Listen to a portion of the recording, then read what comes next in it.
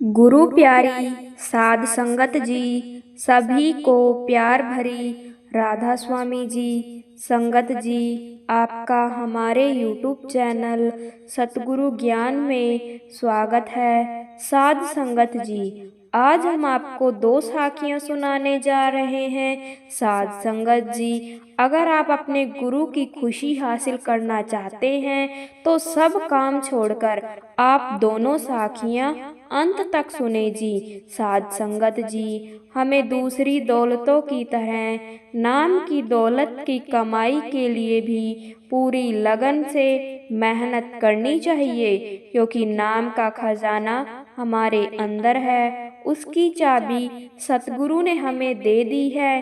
केवल बातें बनाने से यह धन प्राप्त नहीं हो सकता। रास्ता और मंजिल दोनों ही हमारे अंदर है। हमें केवल अंदर जाकर अपनी यात्रा शुरू करनी है। और अगर हम गुरु के आदेश के अनुसार हर रोज भजन सिमरन करेंगे तो कोई वजह नहीं है कि हम अपनी मंजिल पर ना पहुंच सके। साध संगत जी, आज की पहली जो साखी है वह बहुत ही प्यारी साखी है। साध संगत जी, जहाँ पर गुरु का जिक्र हो, गुरु की बातें हो, उससे अच्छी जगह और क्या हो सकती है। क्योंकि गुरु में असीम पावर होती है।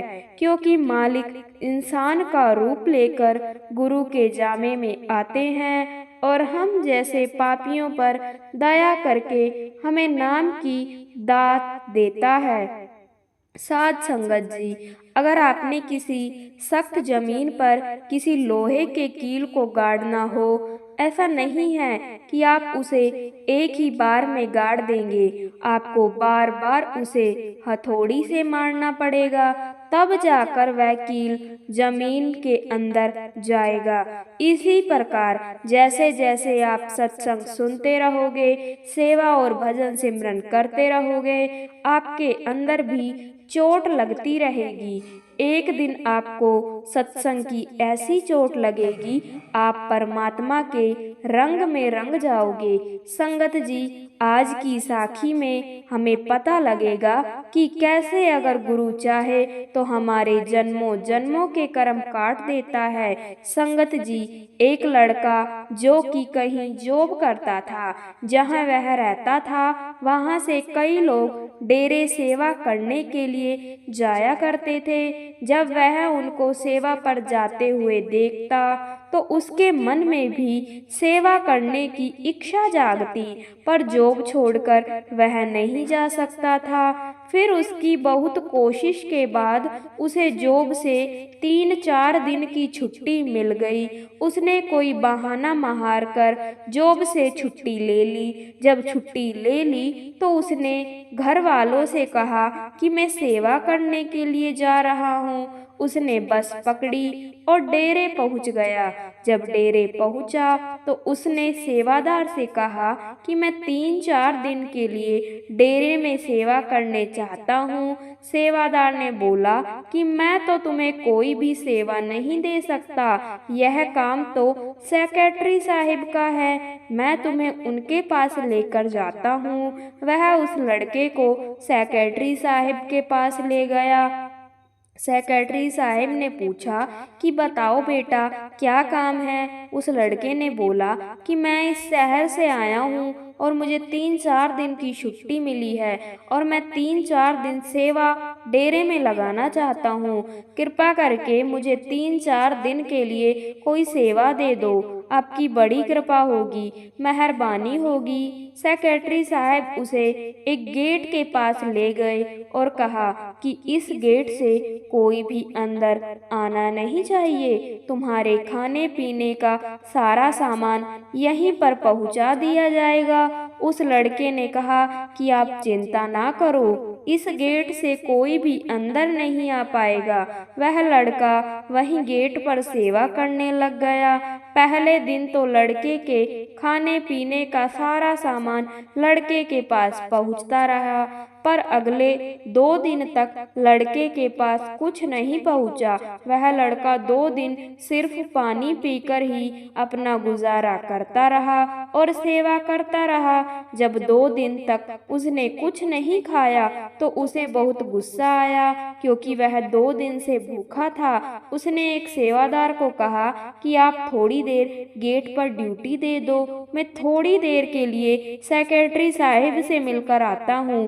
वह सेवादार उसकी जगह गेट पर ड्यूटी देने लग गया और वह लड़का सेक्रेटरी साहिब के पास उनके ऑफिस पहुंच गया और जाकर सेक्रेटरी साहिब से बोला कि आपने मेरे साथ अच्छा नहीं किया।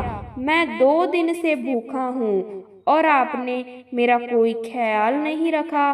सेक्रेटरी साहिब ने उस लड़के से दोनों हाथ जोड़कर माफ़ी मांगी और कहा कि बेटा मुझे माफ़ कर दो, एकदम से डेरे में संगत बहुत बढ़ गई थी, मैं तुम्हारे बारे में तो भूल ही गया था, मुझे माफ़ कर दो। लड़के का गुस्सा शांत हो गया। फिर सेक्रेटरी साहिब ने उसे अपने पास बैठाकर भरपेट खाना खिलाया और चाय पिलाई। लड़के ने खाना खाने के बाद कहा कि अब मैं चलता हूँ। तो सेठ जी बोले कि सिर्फ आज की रात तुम गेट पर ड्यूटी दे दो, सुबह चले जाना। लड़का मान गया और गेट पर ड्यूटी देने के लिए चला गया। जब रात हो गई तो देर रात किसी ने गेट खटखटाया। लड़का बोला कि कौन है। दूसरी तरफ से आवाज आई कि बेटा गेट खोलो, मैंने अंदर आना है। लड़का बोला अंकल जी मुझे गेट खोलने का हुक्म नहीं है, मैं किसी को अंदर नहीं आने दे सकता, मुझे माफ करे।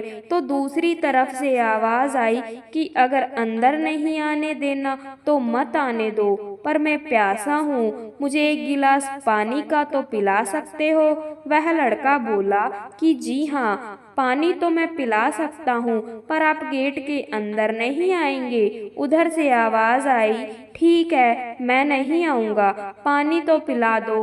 लड़के ने पानी का गिलास भरा और गेट खोलकर जब पानी देने लगा तो उसने देखा कि गेट पर तो बाबा जी खड़े हैं। उसकी आंखों से आंसू छलकने लग गए। अक्सर हम देखते हैं कि जब बाबा जी दर्शन देने के लिए आते हैं तो कैसे संगत की आंखों में आंसू छलकने लग जाते हैं।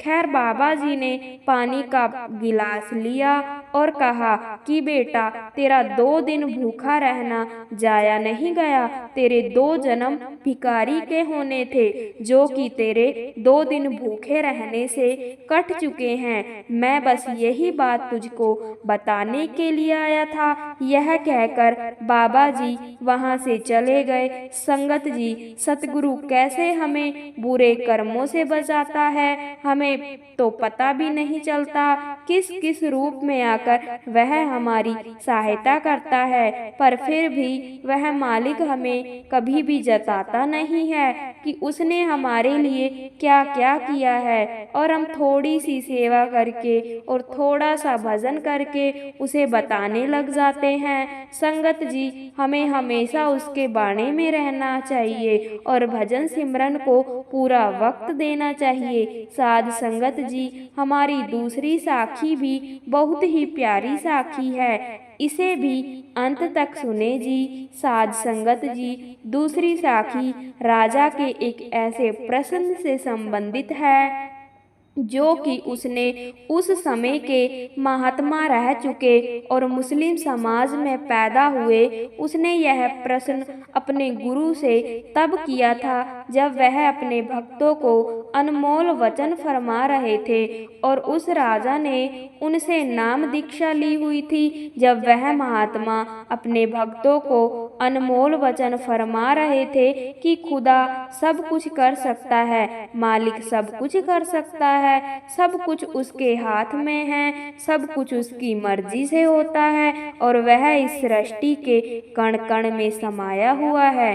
अगर वह चाहे तो एक पल में हमारी तकदीर बदल सकता है और वह एक पल में राजा को भिखारी बना सकता है और भीख मांग रहे भिखारी को तख्त पर बिठा सकता है, क्योंकि यह संसार उसका एक नाटक है और वह जो चाहे अपनी मर्जी से कर देता है। और इस सृष्टि को उसने अपने हाथों से बनाया है। उस कुल मालिक पर परमात्मा का कानून अटल है। इस सृष्टि में हर एक चीज का वजूद उसी के होने से है। तो ऐसी बातें वह वहाँ पर मौजूद अपने भक्तों को समझा रहे थे। राजा भी वहाँ पर ही बैठा हुआ था। तो उस समय राजा ने उनसे यह सवाल कर दिया कि गुरुवर, आप हमेशा से हमें समझाते हैं कि वह मालिक, वह जो खुदा है, वह सब कुछ कर सकता है और उसका कानून अटल है। तो मेरे अंदर एक सवाल उठ रहा है कि ऐसा कौन सा काम है जो वह मालिक नहीं कर सकता, जिसे चाहकर भी वह नहीं कर सकता।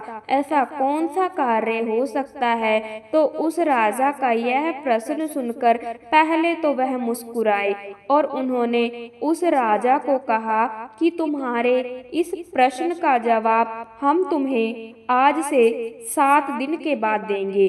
तो राजा ने महात्मा से कहा कि आपने 7 दिन का समय क्यों लिया है? उन्होंने कहा कि यह बात भी तुम्हें जल्द ही समझ में आ जाएगी, बस तुम 7 दिन पूरे होने का इंतजार करो, तब तुम्हें जवाब भी मिल जाएगा। तो यह बात सुनकर उसने महात्मा को प्रणाम किया और वापस अपने राज्य में चला गया। और वह पूरी रात यही सोचता रहा कि आखिर सतगुरु ने मुझे 7 दिन का समय क्यों दिया है, जबकि वह जवाब दे सकते थे, लेकिन उन्होंने मुझे 7 दिन का समय दे दिया है। इसमें अवश्य कोई बात होगी। उसके अंदर इस सवाल के जवाब को जानने की बहुत उत्सुकता थी कि ऐसा कौन सा कार्य हो सकता है जो वह मालिक नहीं कर सकता, क्योंकि मैं तो अक्सर सत्संग में सुनता आया हूँ कि सब कुछ उसके हाथ में है, वह सब कुछ कर सकता है। ऐसा कोई तो कार्य होगा जो वह नहीं कर सकता। तो उसके अंदर इस बात को जानने की बहुत रुचि थी। वह दिन गिनने लग गया कि कब 7 दिन पूरे हों और मैं सतगुरु के पास जाऊं और अपना जवाब हासिल करूं। तो उन 7 दिनों में उसका अपनी माँ से किसी बात को लेकर झगड़ा हो गया। कोई ऐसी बात हो गई जो कि उसे पसंद नहीं आई। तो उसने अपनी माँ को बहुत सारी ऐसी बातें सुना दी जिससे कि उसने अपनी माँ का दिल दुखा दिया। और उसकी माँ भी धार्मिक थी और उसकी माँ ने भी उस महात्मा से नाम दीक्षा ली हुई थी। तो इसी की वजह से राजा भी उस महात्मा के पास जाता था। वह उनको अपना कुल गुरु मानते थे, क्योंकि राजा के जो पूर्वज थे वह भी उन्हीं को मानते थे, क्योंकि उन्होंने भी उनसे ही नाम दीक्षा ली थी। तो जब राजा ने अपनी माँ का दिल दुखा दिया तो राजा अक्सर सुबह नमाज पढ़ता था और कुछ देर मालिक की याद में बैठता था, उसकी भजन बंदगी करता था। और राजा बहुत ही धार्मिक था। जब उसने अपनी माँ का दिल दुखा दिया तो उसका मन मालिक की भजन बंदगी में लगना कम हो गया, उसे ध्यान आना बंद हो गया और नमाज में भी उसका मन नहीं लगता था। ऐसा कुछ दिन चला। जब उसे महसूस हुआ कि कुछ दिनों से मेरा ध्यान नहीं लग रहा है और मेरा मन भटक रहा है, तो उसने सोचा कि अभी 2 दिन ही रह गए हैं, मैं सतगुरु के पास जाऊंगा और इस सवाल का जवाब भी उनसे ले लूंगा। तो जब 2 दिन बीत गए, राजा उस महात्मा के पास गया। जब राजा उस महात्मा के पास पहुंचा तो उसने उन्हें प्रणाम किया और अपना जवाब मांगा। साध संगत जी, आप तो जानते ही हैं कि जो मालिक की भजन बंदगी करते हैं, नाम की कमाई करते हैं, और जो संत जन हैं वह तो अंतर्यामी होते हैं, उन्हें सब मालूम होता है, उनसे तो कुछ नहीं छुपाया जा सकता। वह भी जान गए थे कि इसके साथ क्या क्या हुआ है। तो राजा ने जब अपने सवाल का जवाब उनसे मांगा और साथ ही उनसे दूसरा सवाल यह कर दिया कि कुछ दिनों से मेरा मन नमाज में नहीं लग रहा, भजन बंदगी में नहीं लग रहा। मैं अक्सर नमाज पढ़कर उसकी याद में बैठता हूँ, लेकिन कुछ दिनों से वह बात नहीं बन रही, पता नहीं क्या हुआ है। तो उसकी यह बात सुनकर वह जो महात्मा थे, उन्होंने पहले उसके दूसरे प्रश्न का जवाब दिया और उससे पूछा कि तुमने इन 7 दिनों में किसी का दिल तो नहीं दुखाया? थोड़ा विचार करो और ध्यान से देखो कि तुमने किसी का दिल तो नहीं दुखाया है। राजा ने विचार किया और उसे मालूम हुआ कि मैंने अपनी माँ का दिल दुखाया है। तो उसने उस महात्मा से कहा कि हाँ, मैंने अपनी माँ का दिल दुखाया है। कोई ऐसी बात हो गई थी जिससे कि मैंने अपनी माँ को बहुत सारी बातें सुना दी और यहाँ तक कि उनको राज्य से बाहर निकाल देने तक की बात भी मैंने कह दी थी। मुझे लगता है कि इन बातों से मेरी माँ का दिल दुखा होगा। तो वह जो महात्मा थे, उन्होंने कहा कि बस यही कारण है कि तुम्हारी बात नहीं बन रही। जब भी तुम उसकी याद में बैठते हो, नमाज पढ़ते हो, तो वह जो रस तुम्हें पहले आता था वह अब इसीलिए नहीं आता क्योंकि तुमने अपनी माँ का दिल दुखाया है। तो तुम्हें अपनी माँ से क्षमा मांगनी होगी, उनके पांव पकड़कर उनसे क्षमा मांगनी होगी, तब जाकर तुम्हारा मन नमाज में लगेगा और तुम्हारी बात बन पाएगी। क्योंकि यह जो अंदर का मार्ग है, इसमें हमें तरक्की तभी मिल सकती है जब हमने बाहर किसी का दिल ना दुखाया हो। उसके बाद राजा ने कहा कि क्या आपने इसीलिए 7 दिन का समय मांगा था, जबकि आप इस सवाल का जवाब मुझे तब भी दे सकते थे? तो महात्मा ने फरमाया, कई बार बातें इतनी गहरी चोट नहीं करती जो कि अनुभव कर देते हैं, जैसा कि अब तुम्हारे साथ हुआ। अब मुझे उम्मीद है कि तुम किसी का दिल दुखाने से पहले कई बार सोचोगे। तुमने जो पहला प्रश्न मुझसे किया था कि ऐसा कौन सा काम है, ऐसा कौन सा कार्य है जो परमात्मा नहीं कर सकता, मालिक नहीं कर सकता, तुम्हारे इस प्रश्न का जवाब भी यही है कि वह खुदा किसी का दिल नहीं दुखा सकता। बस यह एक कार्य ऐसा है जो वह नहीं कर सकता, बाकी सब कुछ वह कर सकता है, सब कुछ उसके हाथ में है, लेकिन वह किसी का दिल नहीं दुखा सकता। तो मेरी एक बात याद रखना, कभी किसी का दिल मत दुखाना, चाहे तुम्हारा दिल कोई कितना ही क्यों ना दुखाए, लेकिन तुम कभी किसी का दिल मत दुखाना, क्योंकि दिल खुश करने से बड़ी कोई नेकी नहीं और दिल दुखा देने से बड़ा कोई गुनाह नहीं। हर तरक्की की उल्टी गिनती उस समय शुरू हो जाती है जब हम किसी का दिल दुखाते हैं। इस बात के लिए तो वह परमात्मा भी हमें माफ नहीं करता। अगर तुम्हें रूहानियत के इस मार्ग पर चलना है, आगे बढ़ना है, तो कभी किसी का दिल मत दुखाना, बड़े से बड़े नुकसान उठा लेना, लेकिन कभी किसी का दिल मत दुखाना। तो वह राजा उस महात्मा की बात को समझ गया था।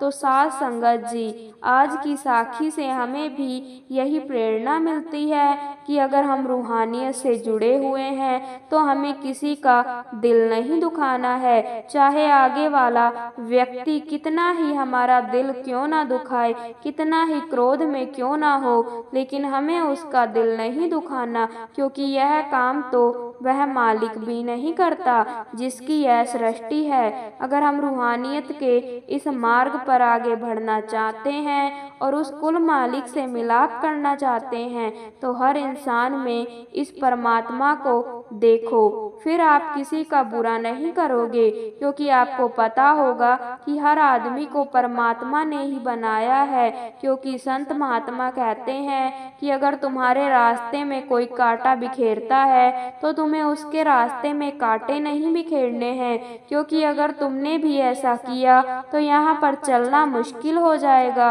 और संत जन कहते हैं कि अगर हमारा कोई दिल दुखाता है और हमारे खिलाफ काम करता है तो हमें उसके आगे हाथ जोड़ देने हैं, क्योंकि इससे बड़ा हथियार और कोई नहीं है। साथ संगत जी, अगली साखी सुनने के बाद आप कभी नहीं कहोगे कि मेरे साथ जो हुआ वह गलत हुआ। संगत जी, हर इंसान सोचता है कि सब कुछ उसके कहने से हो। अगर कहीं अधिक गर्मी पड़ रही है तो हम कहने लग जाते हैं कि इतनी गर्मी नहीं पड़नी चाहिए। अगर बहुत अधिक ठंड पड़ रही है तो हम कहने लग जाते हैं कि इतनी ठंड नहीं होनी चाहिए। हमें उस प्रभु पर भरोसा ही नहीं है, हम तो उसके हुक्म को ही नहीं मान रहे, उसे कैसे मानेंगे। हमें तो इस बात पर भी शंका है कि वह जो करेगा वह सही भी होगा या नहीं। साथ संगत जी, वाणी में फरमाया गया है, जो हुआ होवत सो जाने प्रभु, अपने का हुक्म पछाड़। साध संगत जी, संत महात्मा कहते हैं कि जो भी होता है वह परमात्मा के हुक्म से ही होता है, क्योंकि प्रभु के हुक्म अथवा प्रभु के बनाए नियम के विपरीत कुछ भी नहीं होता। लेकिन हम में से बहुत ऐसे हैं जो कहते हैं कि जो हुआ काश वह ना हुआ होता, या फिर ऐसा होना ही नहीं चाहिए था। अक्सर ऐसा सोचकर दुखी होते रहते हैं। लेकिन जो संत महात्मा होते हैं उनको पता होता है कि वह कुल मालिक परमात्मा जो भी करता है वह अच्छा ही करता है, इसीलिए वह परमात्मा के हर हुक्म को स्वीकार कर लेते हैं। वह परमात्मा से कोई भी शिकायत नहीं करते, उसके हुक्म में राजी रहते हैं। बाबा जी अक्सर अपने सत्संग में फरमाते हैं, कहो नानक जिन हुक्म पछा आता, प्रभ साहिब का तिन भेद जाता।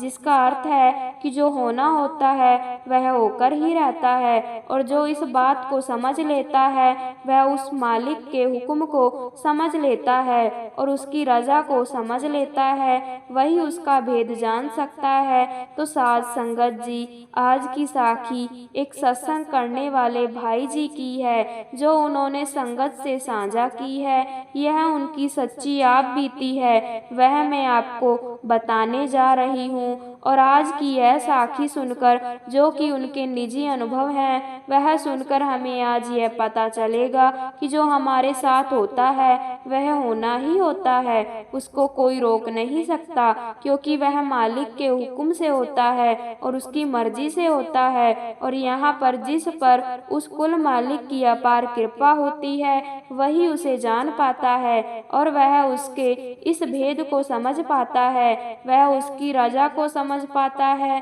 संगत जी, वही कुछ ऐसे सत्संगी भी है जो मालिक की मर्जी को नहीं समझ पाते, मालिक के हुक्म को नहीं समझ पाते हैं और कहने लगते हैं कि हमारे साथ जो हुआ अच्छा नहीं हुआ, अगर हमारे साथ यह नहीं होना चाहिए था, हमारे साथ बहुत बुरा हुआ, ऐसा नहीं होना चाहिए था। साध संगत जी, यह भी उस मालिक की कृपा है कि वह जिसको चाहे उसी को अपनी तरफ खींचता है और अपना भेद देता है। जिसके अंदर उस मालिक से मिलने की सच्ची तड़प है और सच्चा प्यार है तो वह उसी पर कृपा करता है, उसी को वह समझ देता है, उसी को अपना भेद देता है। तो ऐसा ही एक वाक्य एक सत्संगी के साथ हुआ, जो अक्सर संगत को मालिक की तरफ जोड़ते थे, मालिक से जुड़ी हुई साखियाँ सुनाते और उसकी रजा में रहने के लिए कहते, उसके हुक्म में रहने के लिए कहते। और वह अक्सर फरमाते थे कि जो उसका हुक्म होता है केवल वही होता है, जो उसकी मर्जी होती है वैसा ही होता है, और जो हमारे साथ होना होता है वह होकर ही रहता है, उसमें हम कुछ नहीं कर सकते। तो ऐसे ही उनके घर उनके लड़के की शादी होती है। उन्होंने बहुत प्रयास किए होते हैं कि लड़के की शादी हो जाए, क्योंकि उनका लड़का ठीक से चल नहीं सकता था, जिसकी वजह से उनके लड़के की शादी नहीं हो पाती है। लेकिन बहुत ही मुश्किल से उन्हें एक रिश्ता मिलता है और लड़के की शादी तय हो जाती है, सब कुछ हो जाता है। और ठीक शादी से एक दिन पहले रात को उन्हें फोन आता है कि शादी को रोक दिया जाए, हम यह शादी नहीं कर सकते। तो यह बात सुनकर उनको बहुत झटका लगता है, एक सदमा सा लगता है कि यह क्या हो गया, क्योंकि उन्होंने तो अपने घर रिश्तेदार भी बुलाए होते हैं और शादी की पूरी तैयारी की होती है और सुबह बारात जानी होती है। बारात की तैयारियां चल रही होती है, जैसे ही लड़की वालों की तरफ से फोन आता है कि शादी नहीं हो सकती, तो उन्हें एक बहुत बड़ा झटका लगता है, क्योंकि यह उनकी इज्जत का सवाल होता है कि सभी रिश्तेदार घर पर आए हुए हैं, शादी की तैयारियां हुई पड़ी हैं, एकदम से लड़की वालों का फोन आ गया कि शादी नहीं होगी। तो यह हमारे लिए बेइज्जती वाली बात है। हम अपने रिश्तेदारों को क्या मुंह दिखाएंगे, उन्हें क्या कहेंगे, क्योंकि सभी घर पर आए हुए हैं। लोग क्या कहेंगे कि पता नहीं ऐसी कौन सी बात हो गई कि लड़की वालों ने एक दिन पहले शादी तोड़ दी। उनको इसी बात की चिंता सताने लगती है, क्योंकि उनके घर संगत भी गई होती है। तो वहाँ पर जो वह सत्संगी सत्संग करता है, वह यह बात सुनकर कह देते हैं कि हमारे साथ जो हुआ वह बिल्कुल अच्छा नहीं हुआ, यह नहीं होना चाहिए था। तो वहाँ पर जो मौजूद संगत होती है, वह उनकी इस बात को गौर से सुनती है कि यह क्या कह रहे हैं, ऐसी कौन सी बात हो गई कि जो ऐसा कह रहे हैं। तो वह सभी को बता देते हैं कि हमारे लड़के की शादी रद्द की गई है, लड़की वालों ने शादी करने से मना कर दिया। तो वहाँ पर थोड़े समय बाद सभी अपने अपने घर चले जाते हैं, लेकिन वहाँ पर कुछ ऐसे सत्संगी होते हैं जिनको उनकी यह बात समझ में नहीं आती और वह द्विधा में पड़ जाते हैं कि यह ऐसा क्यों बोल रहे हैं कि हमारे साथ जो भी हुआ अच्छा नहीं हुआ, ऐसा नहीं होना चाहिए, जबकि यह खुद सत्संग करता है और खुद सत्संग में दूसरों को ज्ञान देते हैं और खुद उस कुल मालिक परमात्मा के हुक्म में रहने के लिए कहते हैं। और इन्होंने तो बहुत बार सत्संग में फरमाया है कि जो भी होता है उसकी मर्जी से होता है, उसकी रजा में होता है, तो हमें उस पर उंगली नहीं उठानी चाहिए और ना ही कोई शिकायत करनी चाहिए। अब यह खुद ही ऐसा कर रहे हैं, तो वह द्विधा में पड़ जाते हैं कि यह क्या है। उनके मन में द्विधा बहुत बढ़ जाती है। तो उसके कुछ दिनों बाद जब वह गुरु घर जाते हैं, तो संगत इस दुविधा को दूर करने के लिए उनके पास जाती है और उनसे सवाल करती है कि आप तो हमें अक्सर समझाते हैं, आप तो अक्सर सत्संग में हमें समझाते हैं कि जो भी होता है उस मालिक के हुक्म से होता है, उसकी मर्जी से होता है, जो भी होना होता है वह होकर ही रहता है। तो अब आपने यह बात क्यों कही कि हमारे साथ जो भी हुआ अच्छा नहीं हुआ, ऐसा नहीं होना चाहिए था। तो हमें इस बात को लेकर दुविधा हो गई है, क्योंकि दोनों बातें बिल्कुल अलग है। तो अब आप हमें बताइए कि आपकी कौन सी बात सही है और कौन सी गलत है, क्योंकि हमें बड़ी दुविधा हो गई है, क्योंकि उस समय आपने कुछ कहा था और अब आप कुछ कह रहे हैं। तो उनकी इस बात को सुनकर वह भी घबरा जाते हैं कि यह मुझसे क्या बोल हो गया, और अंदर ही अंदर वह भी द्विधा में पड़ जाते हैं और वह नर्वस हो जाते हैं कि इस प्रश्न का जवाब तो मेरे पास भी नहीं है, और वह अपने आप को बहुत असहाय पाते हैं कि अब मैं क्या करूं। संगत मुझसे सवाल पूछ रही है कि कौन सी बात सही है, तो मुझे तो जवाब देना पड़ेगा। उन्हें कुछ नहीं सूझ रहा होता। तो वहाँ पर आप जी कहते हैं कि मैं बहुत डर गया था, क्योंकि ऐसा पहली बार मेरे साथ हुआ था कि मैं चुप रह गया और मेरे पास कोई जवाब नहीं था। तो उस समय मैंने सतगुरु के आगे यह अरदास की कि मालिक के आगे यह अरदास की कि हे सच्चे पातशाह, संगत के सामने मेरी लाज रख ले। और आप जी कहते हैं कि मैंने यही अरदास उसके आगे की, जैसे तू अपने भक्तों और प्यारों का मार्गदर्शन करता है, उनकी संभाल करता है, वैसे ही मेरे पर भी वह कृपा कर दे और मेरे मालिक मुझे इस सवाल का जवाब दे और मेरा मार्गदर्शन कर। आप जी कहते हैं कि मैंने आंखें बंद कर उस मालिक के आगे बस यही अरदास की, और आप जी ने यह भी कहा कि अरदास की गहराई इतनी है जितनी किसी और चीज की नहीं हो सकती। उसके बाद आप जी कहते हैं कि मेरी वह अरदास कबूल हुई और मुझे उसका उत्तर मिल गया। मेरे मालिक ने मेरा मार्गदर्शन किया।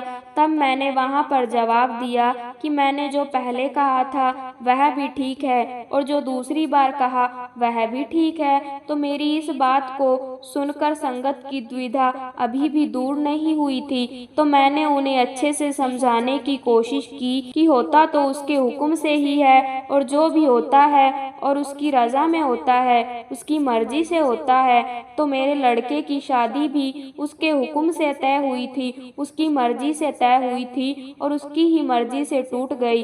तब उस दुख की घड़ी में मेरे मुख से जो वाक्य निकले वह भी उस कुल मालिक की कोई मौज थी, उसकी मर्जी थी कि वह वाक्य मेरे मुख से निकले, क्योंकि ऐसा होना ही था, वह शादी टूटनी ही थी और मेरे मुख से वह शब्द भी निकलने थे। जो मेरे अंदर उस समय दुख था वह ऐसे शब्दों के जरिए प्रकट होना था, यही उसका हुक्म था। उनका यह जवाब सुनने के बाद तब जाकर संगत की दुविधा दूर होती है, और उनमें से कुछ अभ्यासी ऐसे होते हैं जो कि सोच रहे थे कि अब तो इनके पास कोई उत्तर नहीं होगा, लेकिन मालिक की ऐसी कृपा होती है कि मुझे उसका जवाब मिल जाता है, क्योंकि मालिक अपने भक्तों और प्यारों की लाज रख लेता है, जो उसके नाम का प्रचार करते हैं, जो हर पल उसकी ही बातें करते हैं, जो हर समय उसकी याद में डूबे रहते हैं। तो अपने ऐसे भक्तों और प्यारों की मालिक लाज रख लेता है, उनकी संभाल करता है।